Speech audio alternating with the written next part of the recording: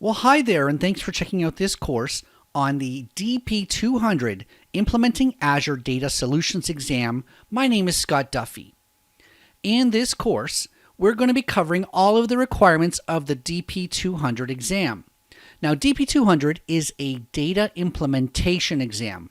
That means we're going to be focusing on the data technologies of Microsoft Azure and actually how to implement them, how to create them, how to manage them, all of the databases and other things within Microsoft Azure.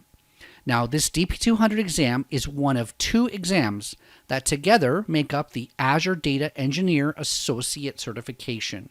So if you pass this exam, DP-200, as well as the DP-201 exam, then you are going to be able to claim to be an Azure Data Engineer certified. Put that on your resume, put that on your website. It should help you get job interviews and help you get promotions at work, etc. Now, the focus on this test and on this course is on implementation. To me, that means you have to know how to both deploy and use cloud databases. Now, you can go to the Microsoft website. There's an official landing page for DP-200. If you put that exam, DP-200, in your favorite search engine, one of the top results is going to be this official Microsoft landing page. And on this page, we can see who this exam is for and the types of skills that are required to pass this test. The test is broken up into several topics, and we'll talk about that now. 40% of the test is divided into databases and data security. So this is the largest percentage, and it's a very broad topic in terms of databases and data security. We're going to go through in this course quite a lot talking about both the relational and non-relational databases within Azure and how to secure access to them. We're also going to be talking about the data processing. This involves things as Azure Data Factory and Azure Databricks. And finally, the final 30% of the exam is broken into both monitoring and optimizing. So you can see here that it's quite a broad exam. It covers a lot of topics, but it is focused on data and databases.